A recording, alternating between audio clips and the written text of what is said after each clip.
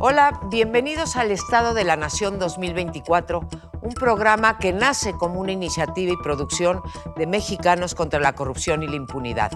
En esta serie de programas estaremos dando cuenta de la situación en la que nos dejan los resultados al cierre de la administración del presidente Andrés Manuel López Obrador.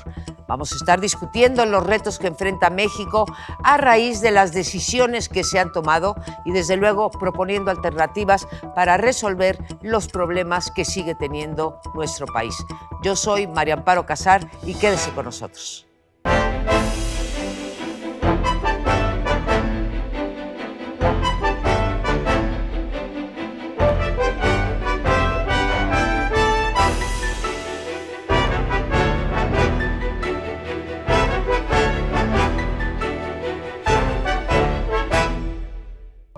En este episodio estaremos discutiendo dos grandes temas que aquejan a la realidad del país: seguridad y justicia.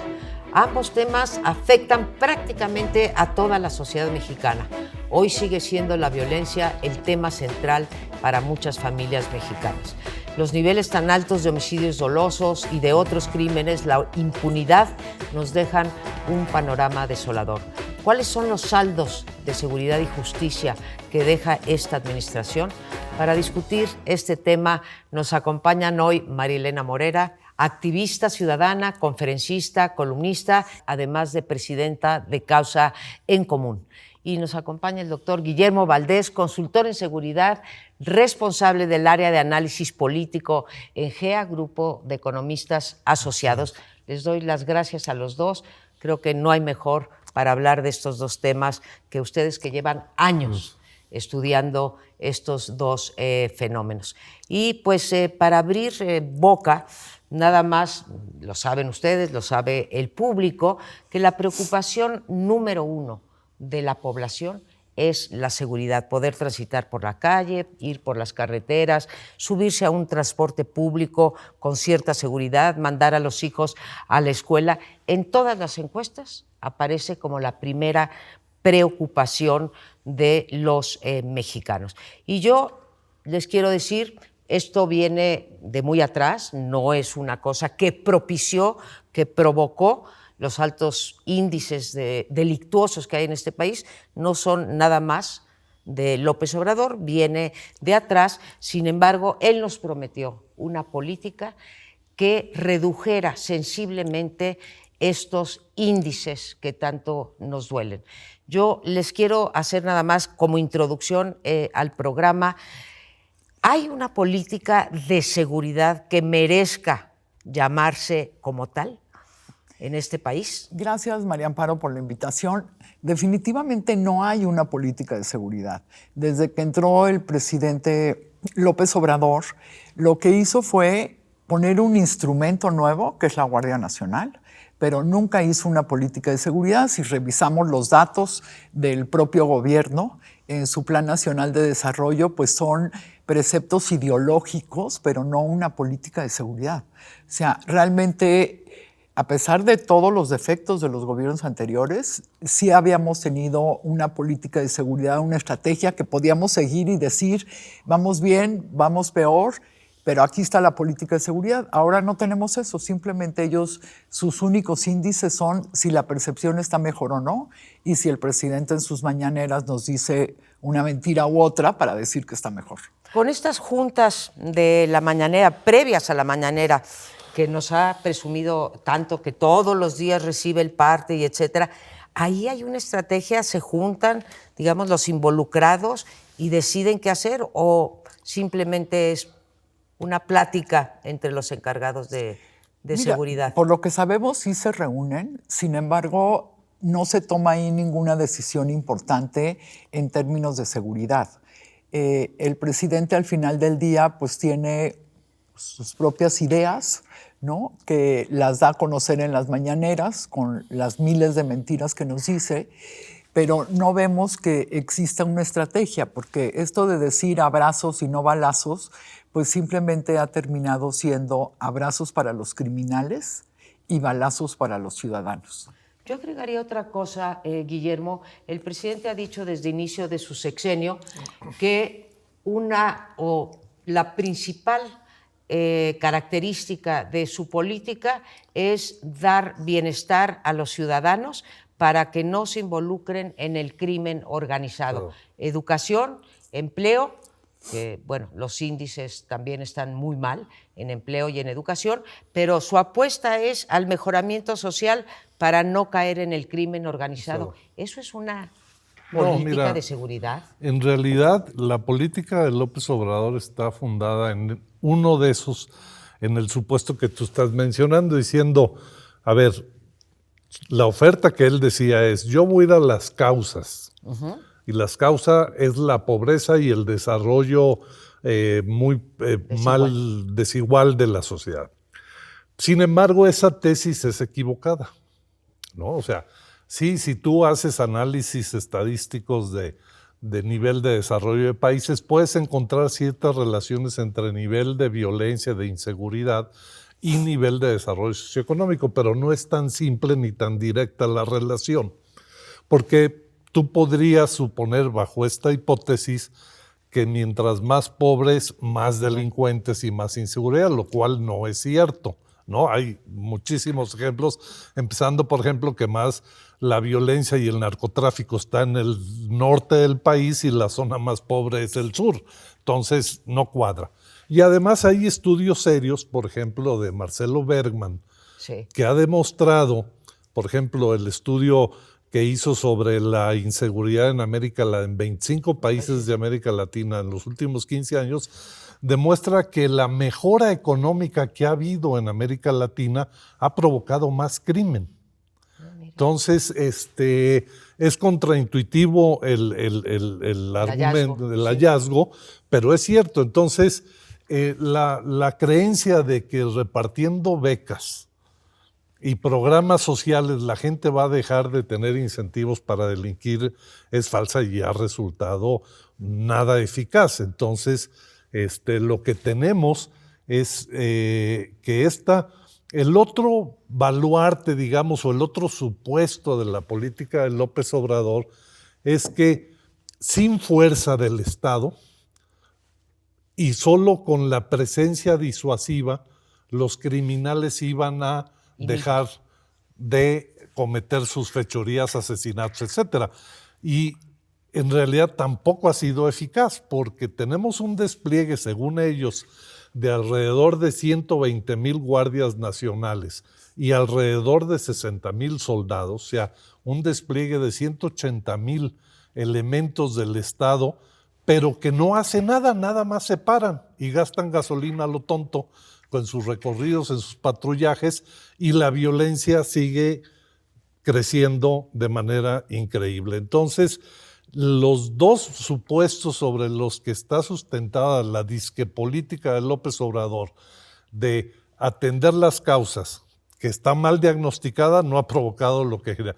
Y segundo, la presencia disuasiva de la Guardia Militar tampoco ha funcionado. Entonces, tenemos un problema grave de 6 años perdidos en términos de combate del crimen organizado, en términos de la construcción de comunidades con paz, de reducción de impunidad.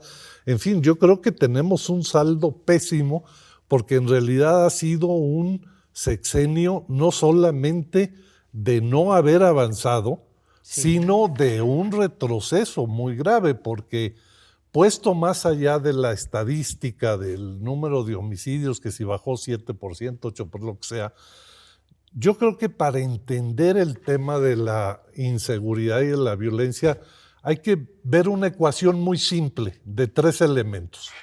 Tú tienes que la tarea fundamental del Estado es proteger a los ciudadanos. Por eso nacieron los estados, para proteger a los ciudadanos.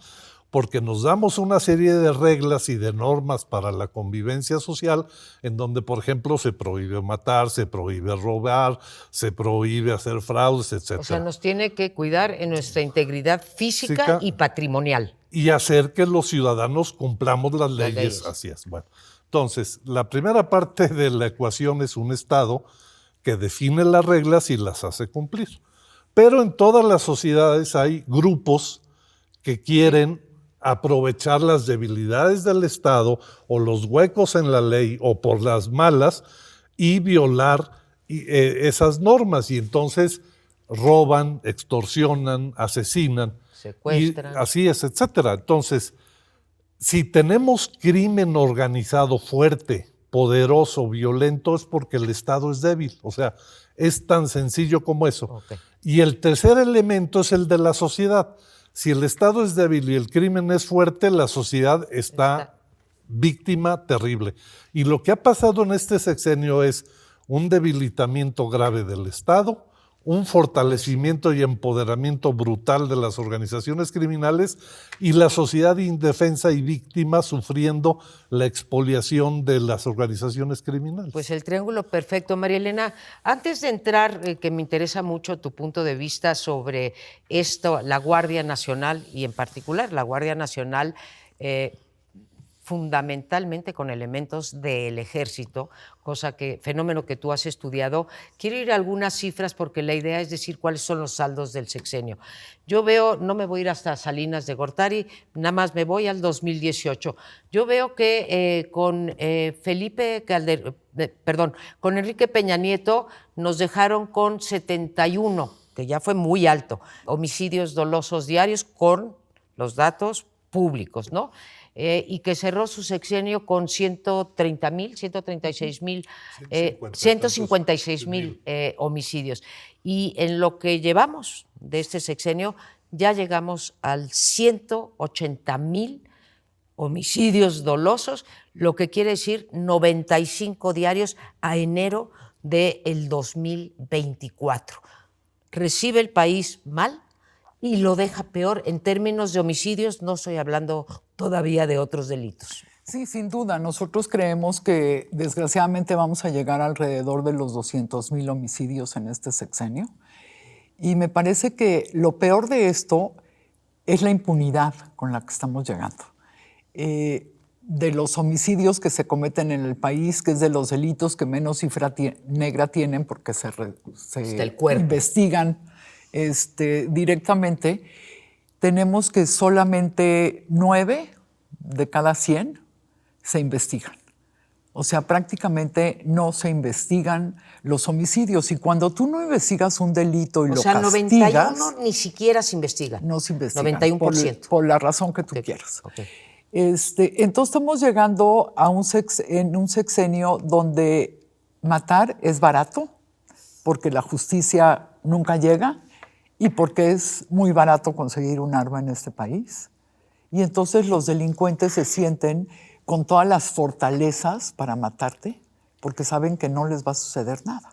No tiene consecuencias. No tiene consecuencias. Y esto tiene que ver con que estamos en una crisis brutal de violencias, porque no es una sola forma de violencia, pero además estamos ante el colapso institucional, ¿no? Que me parece que es muy diferente a como hemos tenido otros finales de sexenio donde siempre tenemos alguna crisis, o económica o de violencia en los últimos 2 sexenios, pero no habíamos tenido un colapso institucional como en este, ¿no? La Fiscalía General de la República no sirve de nada, ¿no? Con un fiscal... A pesar de la autonomía. A pesar de la disque autonomía. Pero además las fiscalías locales y las policías locales están sumamente debilitadas. El dinero se ha ido a los militares y hemos descuidado las policías y las fiscalías, también porque los gobernadores tienen mucha responsabilidad ahí, sin duda, pero porque siempre el gobierno federal había dado un seguimiento a través del Sistema Nacional de Seguridad Pública. Y ahora todo eso está desmoronado. Ya ni se juntan los acuerdos que hacen, los hemos estudiado en Causa en Común. Son hasta sin sentido los acuerdos. Nadie le da seguimiento a los acuerdos. El Sistema Nacional de Seguridad Pública tiene un área que se llama el Secretariado Ejecutivo, donde se reciben todas las carpetas, o sea, los números de las carpetas de investigación, y ahí lo meten en los cajones que van, homicidio doloso, culposo, otros delitos, etcétera. Y lo que estamos viendo es que además no hay ni siquiera una auditoría a esos delitos. Y entonces hemos estudiado el tema de la manipulación de cifras, ¿no? Que aunque el presidente diga que han bajado los homicidios en este sexenio, y parecen las cifras que sí, pero si le rascas un poquito a las cifras, resulta que no es cierto, porque no están cambiando Clasificaciones. Claro, homicidios dolosos por culposos. En otros estados los homicidios los mandan a desaparecidos, ¿no? Desaparecen los cuerpos las mismas fiscalías para evitar que nos demos cuenta.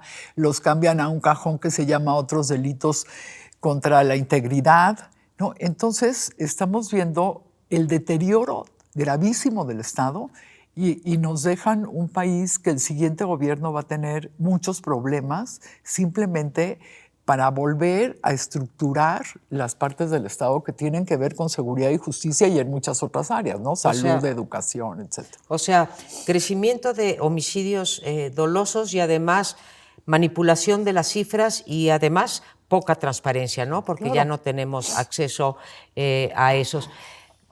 Guillermo, una pregunta quizá aparentemente muy sencilla, pero creo que es complicada. ¿Quién comete estos 180,000 o estos, los que llevamos ahorita, homicidios? ¿Son la gran mayoría atribuibles al crimen organizado? ¿Podemos distinguir entre los que son un pleito en una cantina o en una comunidad o una pelea de linderos de la tierra? ¿O es básicamente crimen organizado? Mira, la poca estadística que hay, porque el gobierno no publica más información más que lo que nos comunican de cuántos homicidios, etcétera, y dada la carencia de investigaciones del 90% de ellos, pues estamos a oscuras. Sí.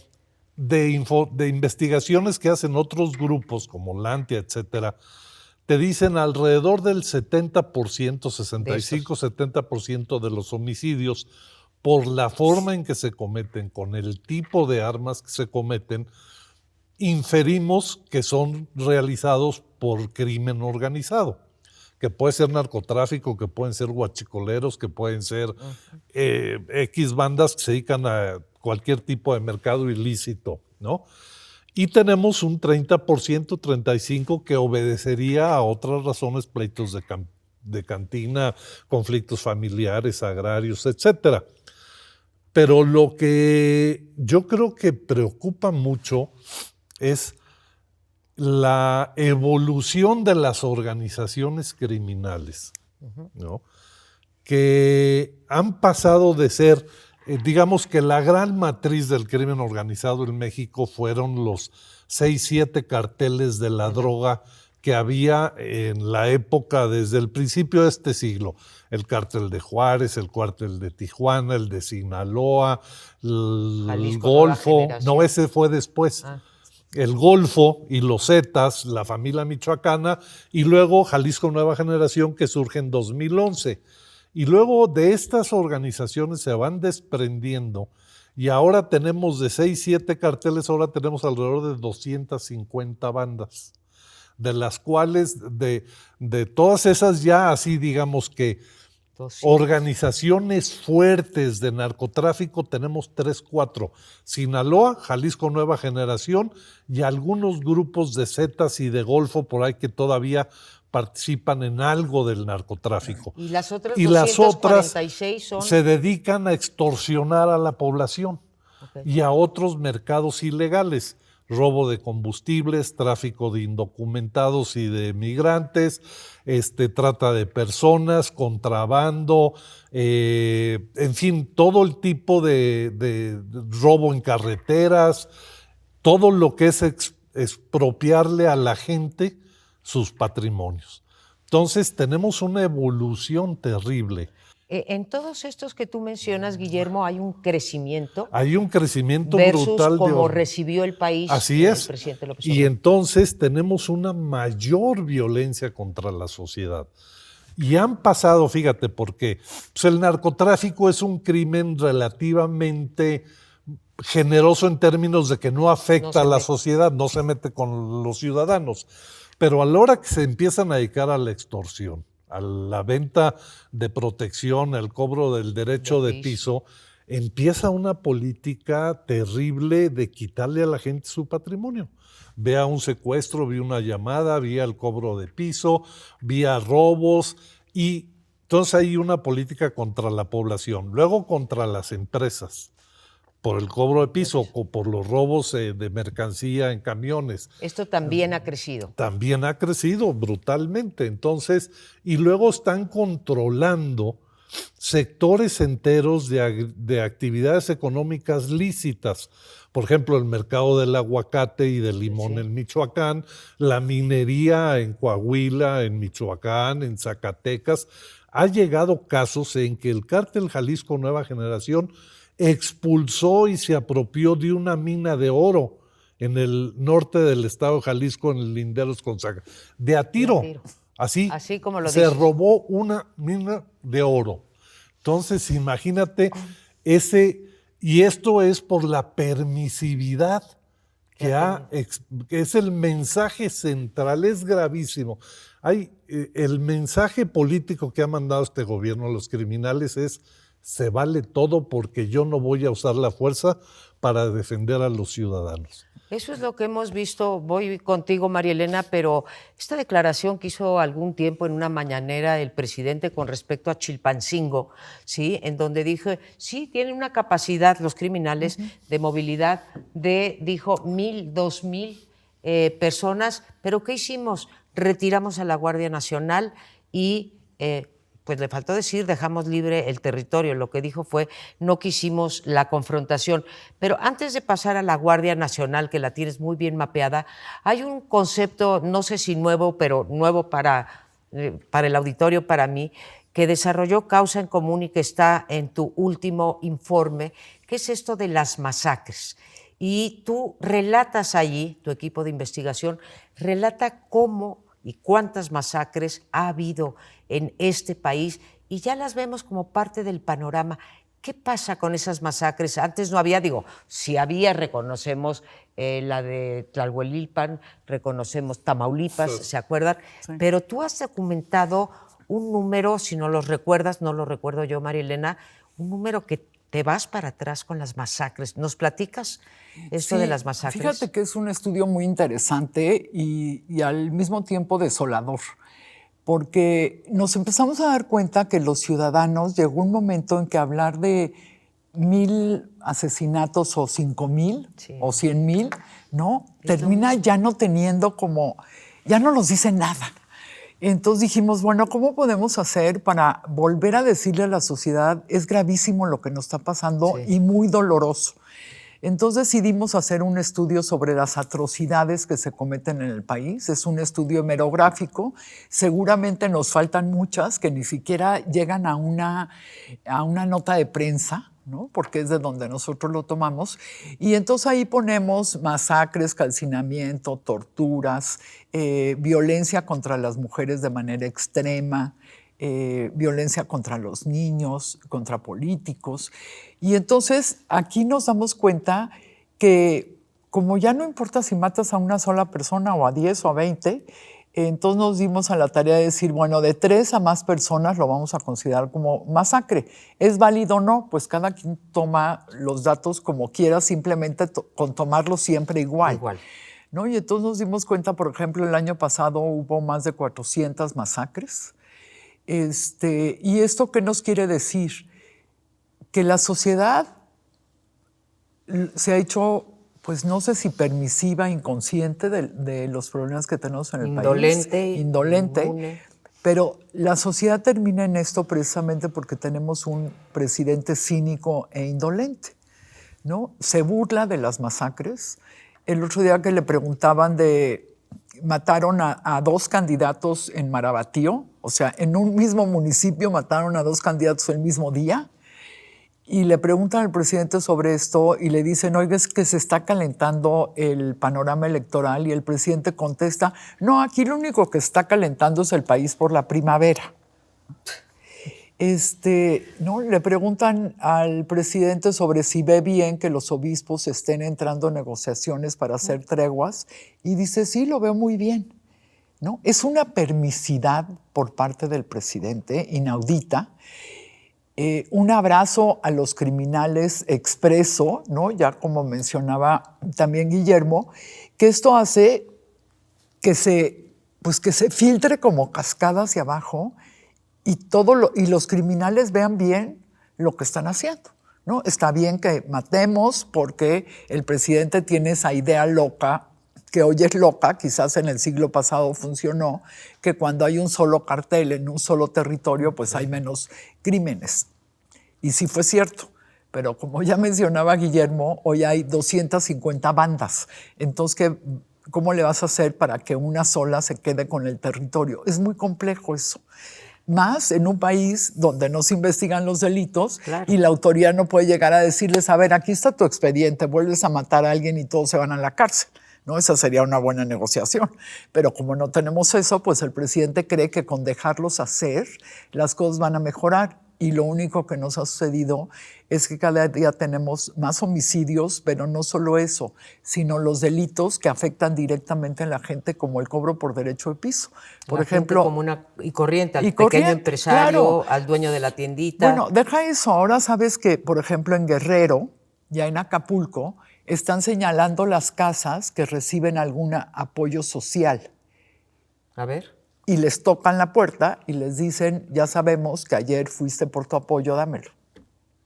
O sea, hasta los programas sociales se llevan, claro, los criminales.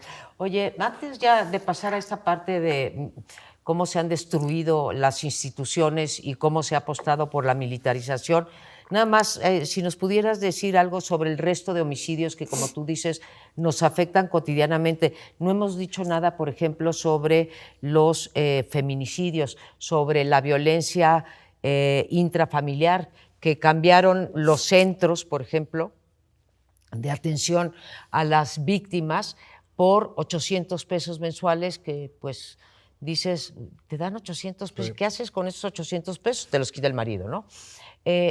Estas otras, el secuestro, la extorsión, etcétera, también han aumentado porque nos dicen que no, pero pues yo cada mira, vez... Ahí lo que hay que investigar y profundizar es en las dinámicas que se van generando a raíz de esta violencia original generada y provocada por las organizaciones criminales.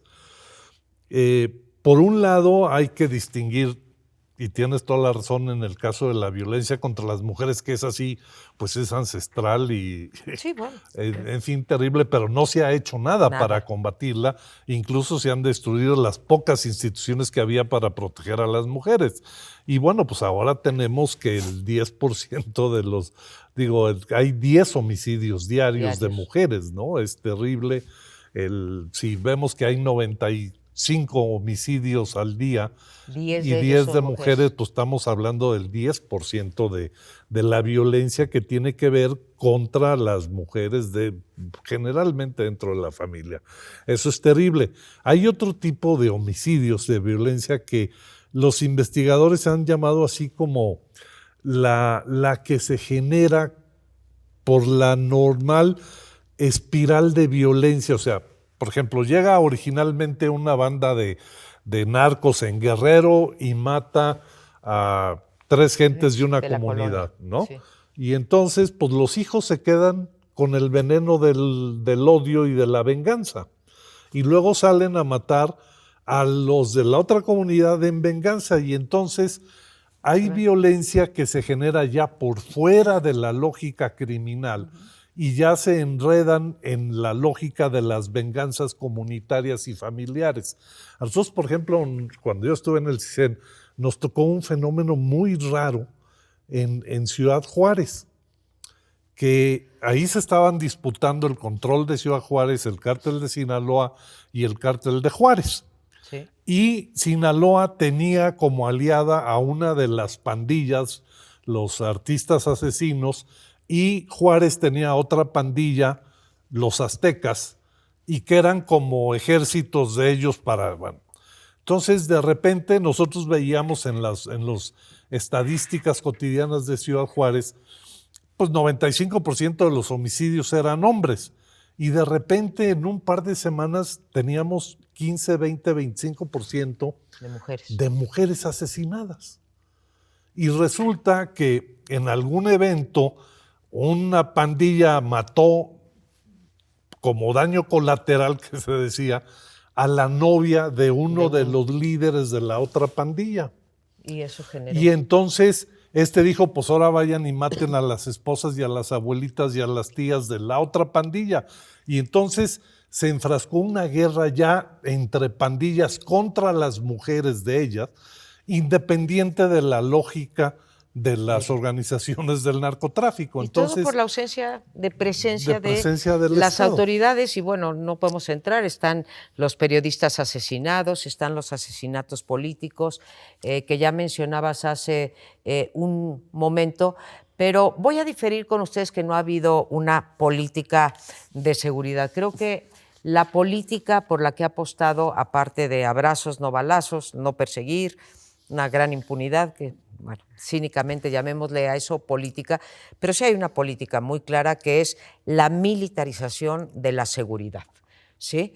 Teníamos una policía bastante maltrecha, se apostó en algunos sexenios anteriores con poco éxito, pero nunca se atendió, y menos en este sexenio, a la policía, la profesionalización de policías, la extensión, las mejores condiciones. Por muchos años, María Elena, tú sacabas un informe policíaco, digamos, un informe sobre la situación. De desarrollo de la índice policía. de desarrollo de la policía. Aquí ni siquiera intentó, como en otros sexenios, simplemente dijo, las policías son corruptas, las policías son irreformables, entonces las saco del panorama y yo meto a elementos del ejército. Me has dicho muchas veces, María Elena, que los de la Guardia Nacional pues son militares, pero con un uniforme distinto. ¿Es una política o no la de la militarización? Pues mira, visto desde ese punto de vista, sí el presidente tiene una política de militarizar al país y una política militarista, ¿no? Que hay que diferenciarla. La primera es que ya desde el sexenio de Felipe Calderón ha ido incrementando el número de militares que están en seguridad. Sin embargo, en este sexenio no solo aumentó muchísimo, disparó el número de militares que están en este tema. Tenemos alrededor de 180,000 militares, ya sea vestidos de vaquitas, ¿no? En la Guardia Nacional, ¿no? Que termina siendo lo mismo que tenerlos de militares o los mismos militares. Esta política ha hecho no solamente que se militarice a nivel federal, sino que ya tenemos también 15 estados que tienen como director, como jefe de seguridad pública, secretario de Seguridad Pública, a un militar o a un marino. Tenemos muchos municipios también en esas mismas condiciones. Entonces, en ese sentido, sí, el presidente ha apostado porque tengamos un país militarizado, ¿no? Pero además el presidente ha apostado por un país militarista, que esto quiere decir no solamente meter a los militares en temas de seguridad, que te digo que ya veníamos avanzando en eso, no en estos términos tan altos, pero ya veníamos avanzando, pero ahora el presidente también los mete en muchas otras actividades que siempre han sido del sector civil. Sí. ¿No? Sí. Como por ejemplo, pues en el ISSSTE, en aduanas, de hecho, aeropuertos. De hecho, si te pones a ver y lo resumes, los militares tienen el control aéreo, marítimo y terrestre del país. Lo cual es gravísimo porque en términos de equilibrio civil-militar, pues cambió completamente el equilibrio. Ahora son los militares los que mandan en muchas áreas del país. Pero me parece que además lo más grave en esto es que si dijéramos, bueno, impuso la Guardia Nacional, desobedeció a la Suprema Corte y no la regresó a Seguridad Pública, sino que la dejó en la defensa. Pero nos han dado unos resultados magníficos, pero no. A ver, Guillermo, en efecto, hemos mostrado algunas cifras que te dicen que no ha resultado. Tú has sido un estudioso y sé que estuviste, por ejemplo, en España, conoces bien el sistema policíaco y militar en América Latina y en Europa. ¿Hay algún país en el que ha dado resultado la idea de tener una policía militar? En un país, te digo, democrático, ¿no? Militarizar a la policía y apostar por el ejército para la seguridad ciudadana. No hay. Al contrario, la tendencia es la opuesta. O sea, De hecho, por ejemplo, los dos países que tienen guardia de origen militar, policías militarizadas, guardias, que es España y Francia, han caminado hacia la civilización de esas dos policías, ¿no? Y aquí, al contrario, no sé quién le vendió la idea al presidente que había que ir en contra de lo que todo mundo ha hecho. Pero yo creo que es importante señalar dos cosas con respecto. El problema que tenemos ahorita de la institucionalización de la militarización de la seguridad pública se debe a la decisión errónea de cancelar y destruir la Policía Federal. Sí. Y hay que decirlo, porque lo mismo que fue la cancelación del aeropuerto para la vinculación de México al mundo y a las comunicaciones, la misma tragedia es para la seguridad la desaparición de la Policía Federal, porque era nuestra apuesta de una policía civil que se haga cargo del tema de la seguridad. Ahora, si no le está dando resultados, como nos dices y como nos muestra María Elena también con las cifras, ¿por qué persiste? Yo lo que veo es que, vaya, aún nosotros cuando estamos investigando o escribiendo, si hay algo que no nos funciona, lo cambiamos. El presidente lleva, pues bueno, está acabando el sexenio, 5 años y medio, y ya sabe que no le dio resultados. ¿Por qué persiste en esto? ¿Es la cosa esta de aquí mando yo? ¿Quiere una protección? ¿Quiere tener de su lado al ejército por algo que pudiese ocurrir en el futuro? ¿O qué te explica que sin resultados Mi hipótesis persista? Es que es un presidente obcecado ideológicamente y que el ejército forma parte de un proyecto político más amplio. No le interesa resolver el problema de la seguridad y está usando al ejército para otro proyecto político. Oye, ya me asustaste. ¿Para un proyecto político te haces cargo de tus palabras, Guillermo? Sí, por supuesto. Pues, ¿por qué empoderas tanto presupuestal y funcionalmente al ejército? Sí, sí, sí. ¿No? Y lo que vemos es que no resuelve el problema. Nada. Y en la naturaleza misma del ejército no está poder resolver el problema de la seguridad, porque los señores no están entrenados como policías, están entrenados como soldados. Militares. Están tratando de formarlos, les dan 6 semanas de capacitación y creen que con eso le cambian el chip de militar y es imposible. Entonces, el persistir en la solución militar al problema de la seguridad es una irresponsabilidad enorme porque no va a resolver el problema. Entonces, y lo grave es que la alternativa la destruyó.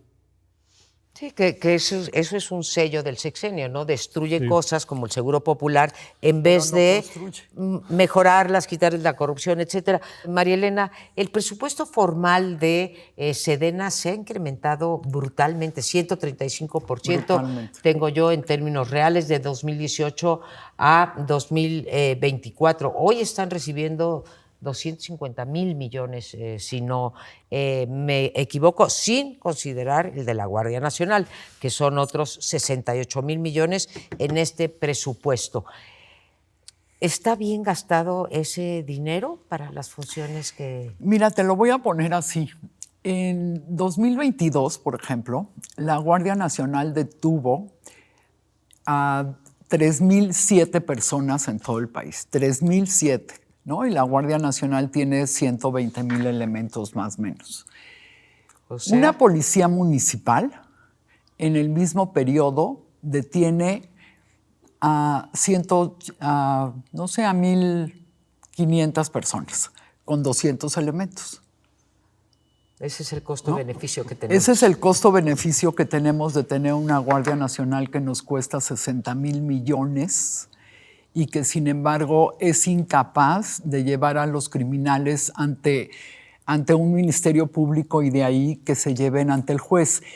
Y esta incapacidad, ¿no?, tiene que ver con lo que ya decía Guillermo, no están preparados como policías, no saben hacer un informe, bueno, ni siquiera un informe policial homologado, pero también tiene que ver con una instrucción política. Ustedes están ahí, pero ustedes no hacen nada. ¿No? Y se demuestra súper claro en Guerrero, donde hay 26,000 miembros del Ejército y de la Marina actuando en Guerrero y sin embargo es el estado más violento, ¿no? Entonces, sí creo que ellos forman parte de un proyecto político del presidente y que esperemos que no, los va a usar si lo necesita en la elección del 2 de junio.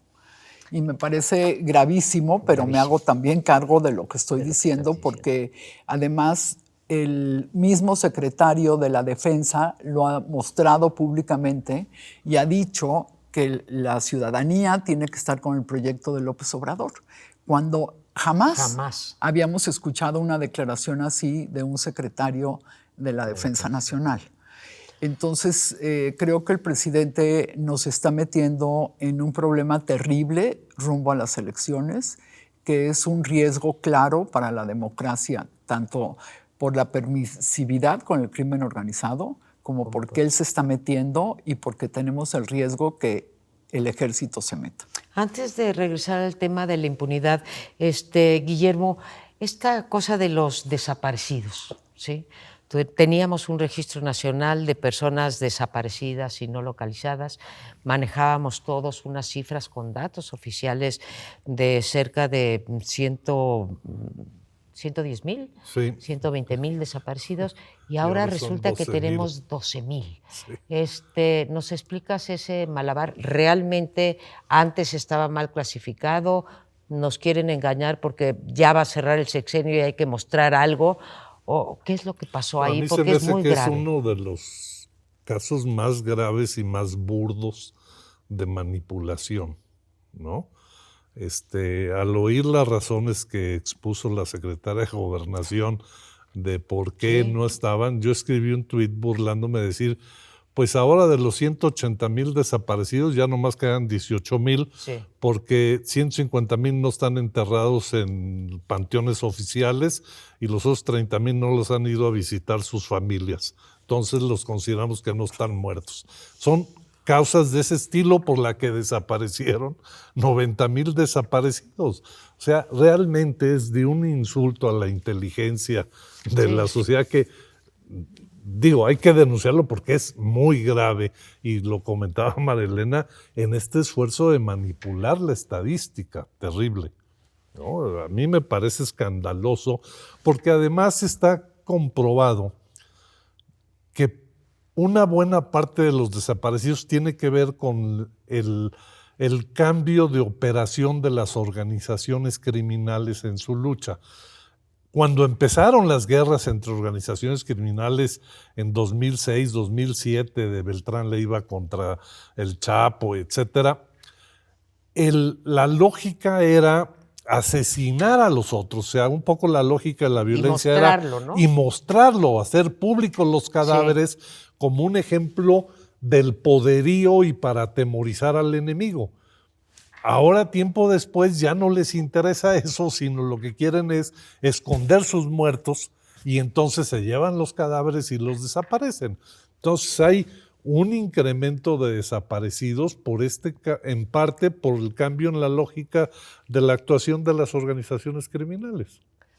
Antes de, digamos, de hacer un balance general y cerrar, María Elena, en términos de impunidad, porque dijimos que íbamos a hablar de violencia e impunidad, algo ya nos has adelantado, pero la encuesta nacional de victimización y percepción sobre la seguridad pública, la famosa ENVIPE, otra vez datos oficiales, nos dice, como ya lo dijiste hace un momento a ti, que 92% de los delitos en el país ni siquiera fueron denunciados. Pero hay como un círculo de la ilegalidad. La gente no denuncia, si denuncia no se integran bien las carpetas, si se llegaran a integrar bien las carpetas y pasan al Poder Judicial, siempre hay un chance de poder sobornar al juez, y ya en los poquitos casos que se decide, pues sabemos que los delincuentes siguen delinquiendo desde la cárcel. ¿Cómo le hacemos para romper este círculo de la impunidad respecto a los delitos, digamos, del crimen organizado, pero también de los delitos del orden común, digamos, ¿no? Mira, yo creo que tendríamos que hacer muchas cosas, ¿no? Para empezar, ver qué presupuesto necesitamos para poder tener una buena investigación en este país. Luego, tener buenos investigadores. Y me parece que ahí también pasa porque las policías municipales y todas las estatales puedan investigar. Hoy tenemos un desequilibrio enorme en esto porque tenemos miles de policías municipales y estatales que no investigan y solo un pequeño número que son las policías ministeriales o de las fiscalías que son las que investigan.